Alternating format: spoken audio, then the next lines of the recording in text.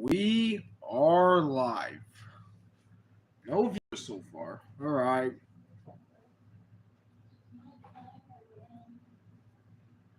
All right. Don't got the notification that it got live, right? All right. What the hell? Oh, yep. We are live. Yeah.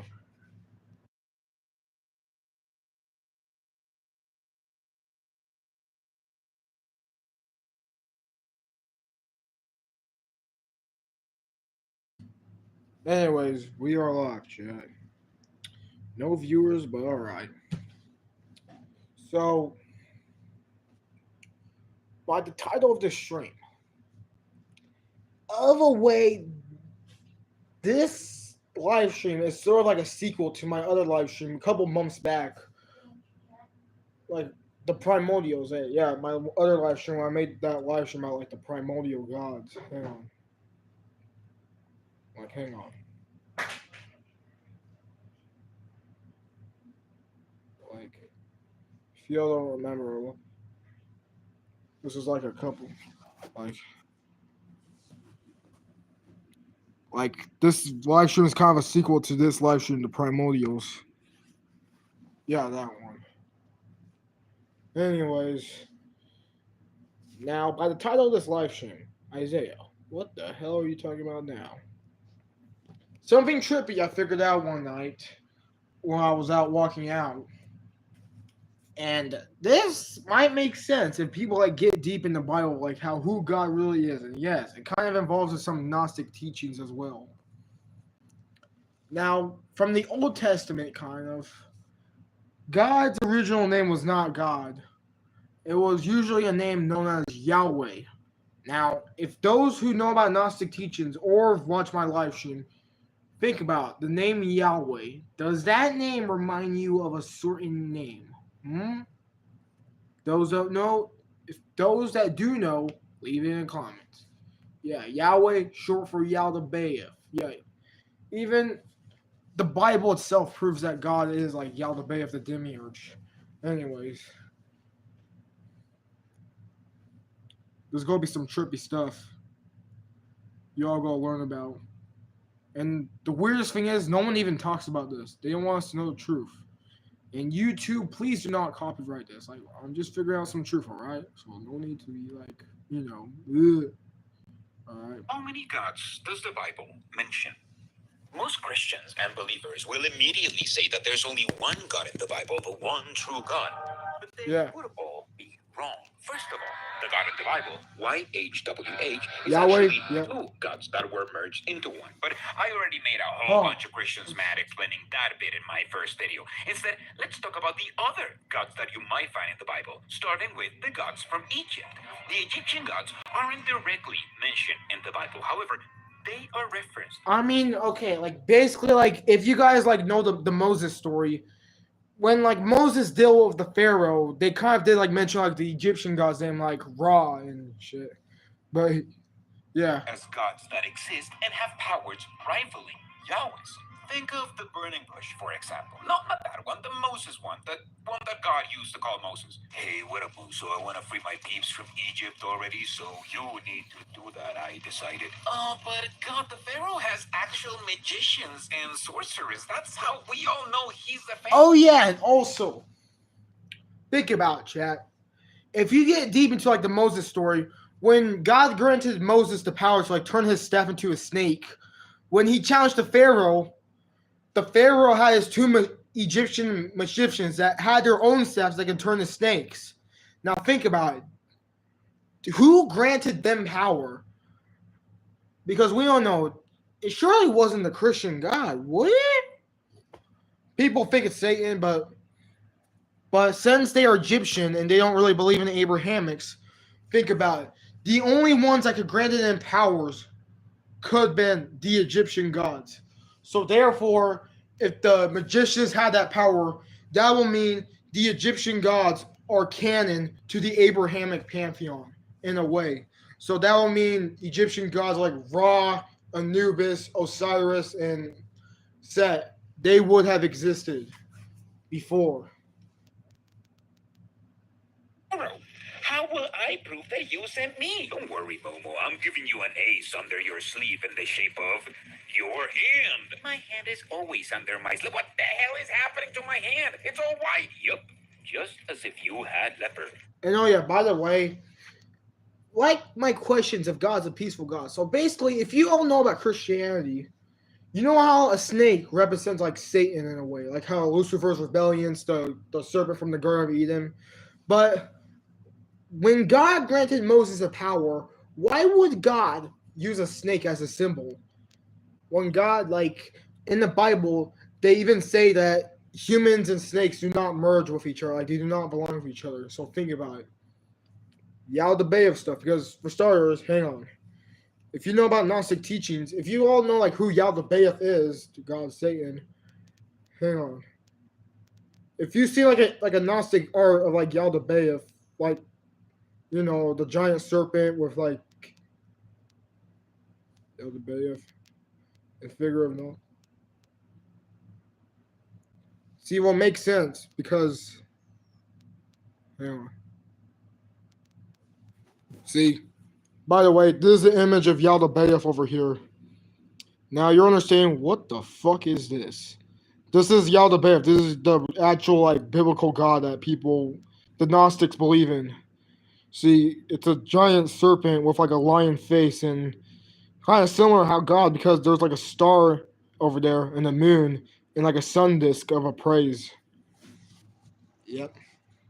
Christianity tried to hide that. But anyways, let's continue on, chat.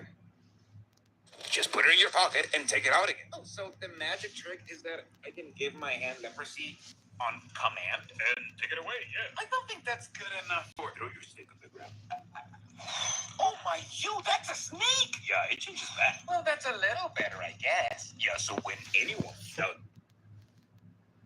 that I sent you, just show them these magic tricks that I give you to prove that you have. All right, hang on. Let me use something to like make my tablet like stand up for a second. Hang on.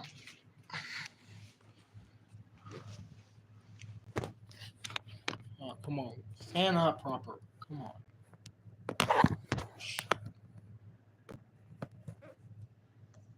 Do not fall down. And that is exactly what Moses did. When he and Aaron went back to the Pharaoh, Aaron transformed his staff into a snake. But Pharaoh got his own magicians. And not only were they able to do magic like Aaron and Moses, but they were like able I to already said replicate earlier. the exact same magic trick. The difference is that Yahweh's snake was bigger and more powerful, and his snake ended up eating the other snakes. The point of the story wasn't that Aaron and Moses were unique in their abilities. The point of the story is to show that their God could make a far more powerful version of the trick, proving he was. Yeah, see, like, if you all know about Gnosticism and like the biblical story of Moses, it even proves like if you all know about Gnostic teachings, Yaldabaoth wants to be like the only like true creator God. Like, he wants to like the most like only primordial ultimate God against his mother Sophia. So that's why. If it's the Egyptian gods that like made like the Egyptian magicians to turn their staff into a snake, that would mean Yahweh is basically challenging all the gods, so like, he could be like the true God of gods, ruler of all deities alike. Powerful God. So if Yahweh gave his power to Moses and Aaron, who gave the power to the Egyptian sorcerers? That's right. This verse proves that the Egyptian gods are canon in the Bible. Like I Yahweh said, is more powerful than them in the Bible, but I'm sure that's only because we don't have a story from the Egyptians' point of view of which god would win if their followers started a magical duel. Now, these gods aren't mentioned by name in the Bible, but you know who is definitely mentioned by name? Yahweh's arch nemesis. No, not the devil, his original nemesis, Baal. Baal is another major deity in the Near Eastern. all right. pantheon, So if y'all which don't is know the what same- Baal is, okay, there's a difference because Yahweh in Gnostic teachings, Yahweh is a deity of demands, blood sacrifice, control. Baal, okay, like the sorry. pantheon that Yahweh comes from. And like Yahweh, no, not the devil, his original nemesis, Baal. Baal is another major deity in the Near Eastern pantheon, which is the same pantheon Yeah, the Eastern Pantheon is where like God originally come from, Yahweh. Yeah. that Yahweh comes from. And like Yahweh, Baal is also a storm god. However, he is a god of a different kind of storm. Yahweh is associated with destructive storms filled with lightning and Yeah. wind, very similar to the storms typical of the area of Similar to where he came Zeus in a from. way, Baal, similar to the however, Greek god is Zeus. the god of the fertility of the land. His storms Yeah. are more like Because Ba is a calm god of storms. Like since Yahweh represents like the god that like brings out the violent destruction lightning storms, Baal is the one who brings down like the calm rainy like rain. Not the storms are like rain that go down softly. It's like that. rainfall that reinvigorate the land. Now, remember how Yahweh was originally represented with bull imagery? Well, Baal is also represented like a bull, except more humanized. Imagine the Minotaur or a Yeah, like I was gonna primitive say, like golden some like enthusiast furry. That's how Baal looked like. He not furry might have bait, but even like influenced the but story. like the ball kind of looks similar to like the Minotaur, like a bull face, like similar to like the Minotaur from like Theseus story in Greek. Of the golden calf, although this is just a conjecture. Baal and Yahweh are so similar that that's probably the reason why their followers were in constant arguments over who is superior in the biblical narrative. And as I mentioned in a previous video, it all started with Elijah. In the first Oh book yeah, of Kings, Elijah. chapter 18, he gathers all of the prophets of Baal and engages in a little competition. They would set up two bull offerings, one for Baal and one for Yahweh. And whoever God lit up their sacrifice first won. In the story, Baal's worshippers spent all day and night praying to Baal and hurting themselves to Make sure try it to doesn't get die his when it attention. charging. Elijah, being the sassy queen he was, taunts them with the only sarcastic verse I can think of in the entire Bible, saying that maybe Baal is asleep or busy or traveling, telling them to scream louder. He doesn't say that Baal doesn't Oh, exist, God's even not though asleep. this is a golden opportunity to say so, because he didn't believe Baal was a false god. He merely believed that Baal wasn't as good of a god as Yahweh, who obviously lights up his sacrifice as soon as Elijah asks, proving that Elijah was right, who then condemns all of Baal's worshippers to death. Why? Well, because Yahweh isn't a wise and all forgiving God, at least not yet. He's a God of war who replies quickly, so they get sacrificed instead Try to of become a converted. god of war as His well name myself. is also associated with Beelzebub, another Philistine god, Lord of Oh, the yeah, Flies or Beelzebub. Lord of Filth. Okay, now if you guys don't know about like Beelzebub in a way, in like the early Christians, he wasn't really depicted to be a god. He was more like the demon of like gluttony and Lord of the Flies. But basically, in a way, if he's like depicted to be like Satan himself, Beelzebub is depicted to be a deity. Like, for example, if you all like watch Record of Ragnarok or seen Record of Ragnarok, Beelzebub was depicted to be a god. See, not to mention like if you all watch Record of Ragnarok, like he fight in like the round. Like, hang on, like I'll search this up right now. Like, who fought in the 8th round of Ragnarok? See, like, show more. See, basically, like, even in Record of Ragnarok, they have Beelzebub fighting for the gods. See, like, look. See, in the 8th round of Ragnarok from the manga Record of Ragnarok, the fighters were Beelzebub, cursed god of darkness, versus Nicholas Tesla, the man of light. Ever since Beelzebub, known as the Lord of the Flies, fought against Tesla, the human history one and only sorceress. And if you don't know what they mean by sorceress, they just mean, you know how, if you all know who like Nicholas Tesla is, he's like an ultimate scientist in a way, like he invented stuff. Yeah. Who also appears in the Bible. And it's often suggested to be a derogatory term against the worshippers of Baal, seeing them as flies attracted to excrement, although this is somewhat contested. Funnily enough, Jesus mentions him.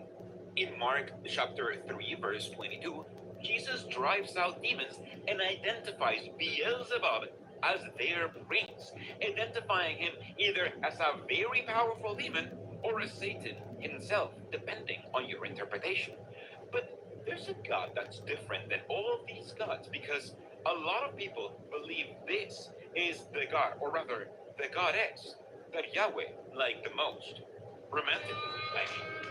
Oh yeah, Asherah so was a basically, big goddess in the ancient Near East, particularly in the Canaanite pantheon, which, remember, is where the Israelites really come from. In the Canaanite pantheon, Asherah was primarily revered as the mother goddess wait, associated what was with her name again? pantheon, which, remember, is where the Israelites really come from. In the Canaanite pantheon, Asherah was primarily revered as Damn, I got. there's a god. What the fuck? Ed? That's different than all these gods because a lot of people believe this is the god, or rather, the goddess that Yahweh liked the most. Romantically, I mean. Asherah was a big goddess Asherah. in the ancient Near East, particularly in the Canaanite pantheon, which, remember, is where the Israelites really come from. In the Canaanite pantheon, Asherah was primarily. Okay, in a way. Asherah. So if y'all don't know, like even though like in the early biblical texts, they never depicted to have God as a wife. Like God didn't like have a wife. People like thought like let's say like the Mormons for example, they thought like Mary Magdalene was like the wife of God anyway, but no. Seems like this goddess Asherah was. Huh. Now, no, she is not depicted to be like a Mary Magdalene figure. Oh what the fuck? Oh, come on.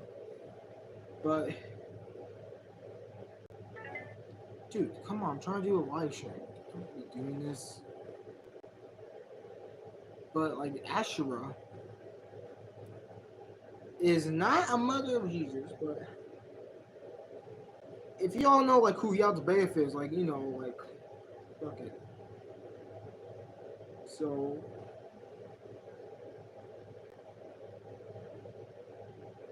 seems like Yaldabaoth has a wife here.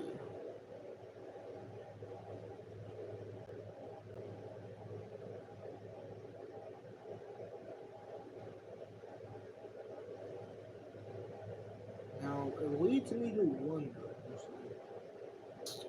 Now, those that know about Gnosticism, about the truth, like if you're a awakened one, Asherah, oh, I started to forget her name. She's supposed to be like a Lilith figure. Like if you don't know who Lilith is, like people thought like Lilith the succubus was like the first wife of Adam in a way. But you know what I mean, like you know how I'm trying to be like a big barbarian to fight Yaldabaoth.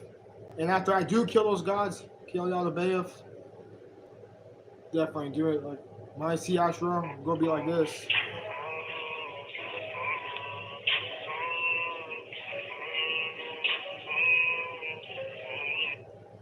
Yeah, not fucking play around. That's what the hell I'm doing.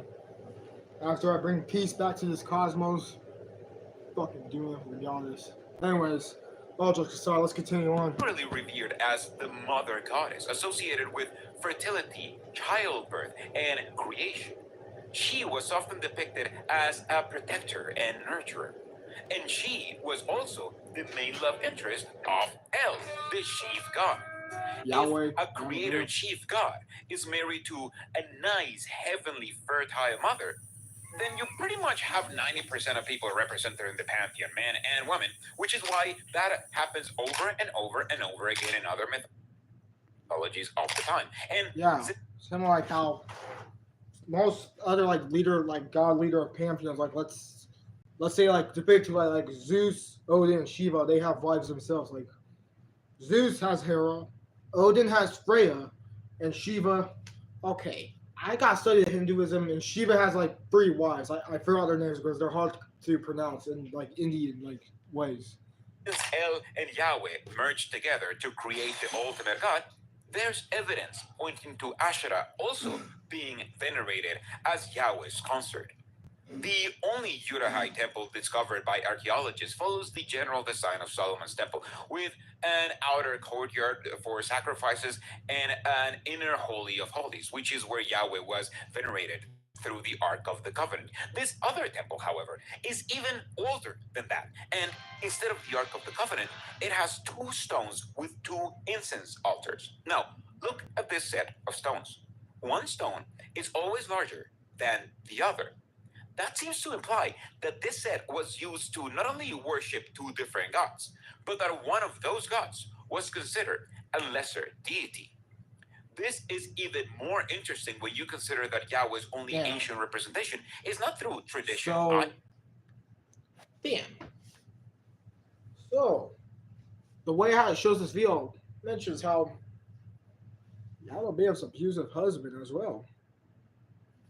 Man, this is why I'm doing these labors. Become the next Hercules, motherfucker. So after I get done for Yahweh, go be a better husband. That fucking snake. Not to mention, what kind of a goddess wants to be with a snake either way? Wants to be with a snake.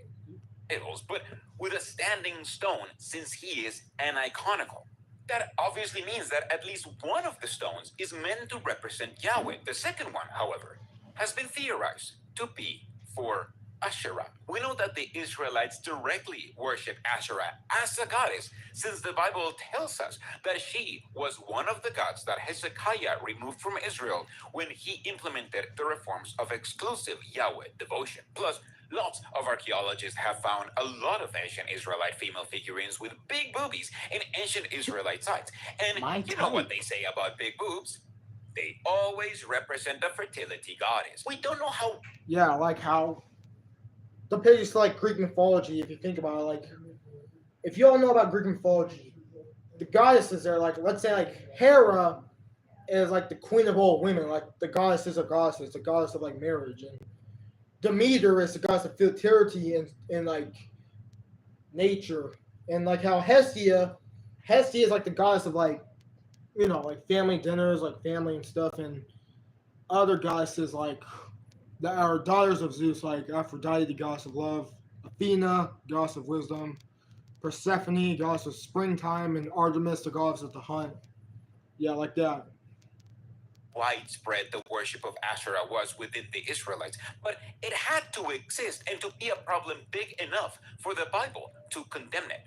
However, that leaves you with no feminine deity to pray to, and people like praying to a woman sometimes. That is why Catholics introduced a different feminine deity to pray to, the Virgin Mary, our new heavenly mother, so fertile that she didn't even have to lose her virginity to have a baby. But there's a God that's not like these ones in the Bible, one that is definitely evil and who loves child sacrifice.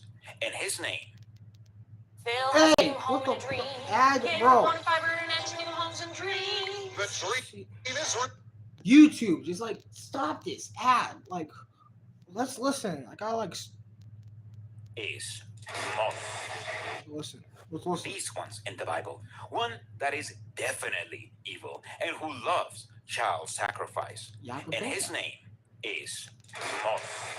Moloch, or Melech sometimes, because the Bible is never consistent, is the most. You know, bro, like, aren't they the same? Like, Moloch and Yaldabaoth, like, aren't they the same? Because if you all know about Gnosticism, if you guys, like, watch more, Yaldabaoth is supposed to be God of, like, sacrifice. Like, he won sacrifice. Like, think about it. Like, if you all know about the story of Cain and Abel, like, Yaldabaoth, like, honored, like, he accepted, like, Abel's honor of, like, sacrificing, like, animals. Not to mention the fucking story of like Abraham and Isaac. Jeez. Evil God mentioned in the Bible. In Dude. Leviticus. Bro, like how come no one like even from their like if they fall like all gods are evil either way, like not to mention, dude, like Yaldabaoth, bro, like he put us in this material prison planet. And it's not just Yaldabaoth, it's other like pantheon gods. Like Zeus. Like he legitimately cheated on Hera a lot of times. Not to mention, Hera is also Zeus's biological sister that Zeus forced himself on Hera.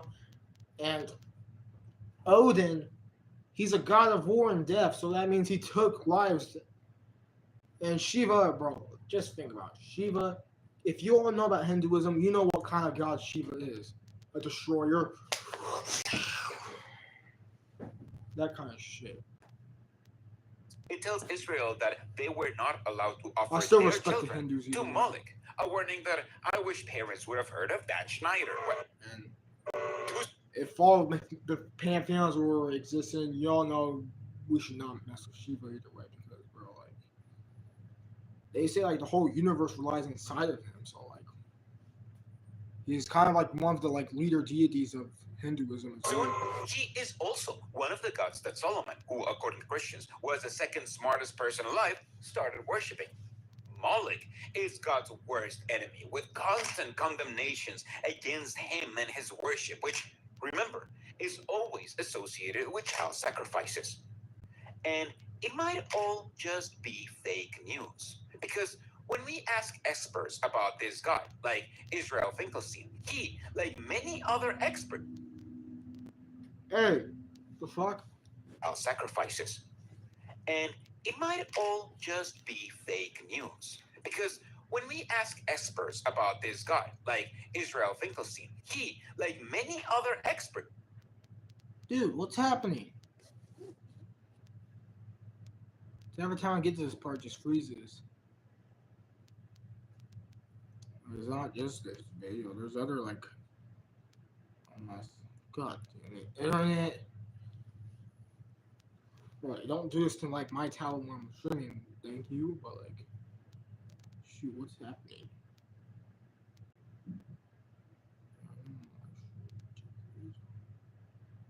God's from the Bible.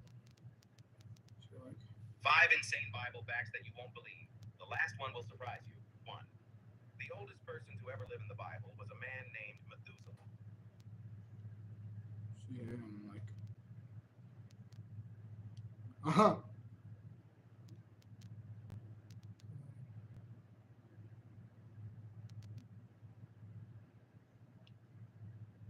The New Testament canon, that is the 27 books that make up the Christian New Testament today, hasn't always been a thing.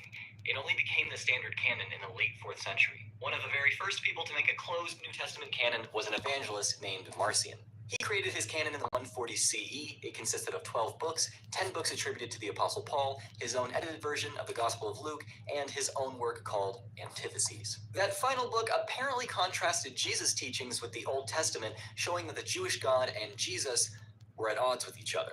Marcion believed that Jesus was not the Jewish Messiah, and that the never-before-seen supreme God of the universe sent Jesus to free humankind from the bondage of the evil and stupid creator of the world, the Jewish God.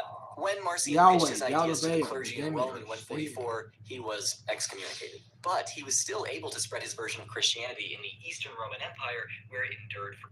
Dude, the Jews, like, okay, I don't want to sound like hateful, but like, they're like behind us. Like, if y'all know like what a Zionist means, they are like one of the reasons why they're like hiding the truth of us from us, including ICE itself. Anyways, like I said about earlier, hang on. About like Beelzebub, like he's depicted to be a god either way. Like, see,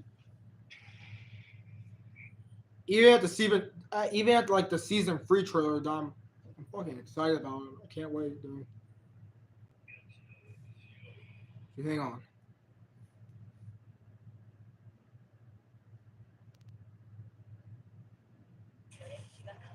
See, hang on. Let me show you guys. See? Like the Record of Ragnarok season 3, see? Nicholas Tesla for the 8th fight. For the gods, Beelzebub. See, like, even anime itself, like, even, like, Japanese people, like, they know, like, now they, oh my god. Okay, like I was saying, like, now, like, they depicted Beelzebub as a deity either way. Anyways, I think I'm going to end it there. But, yeah. Anyways, it's alright. Stream, I guess. Not much viewers, but it's alright.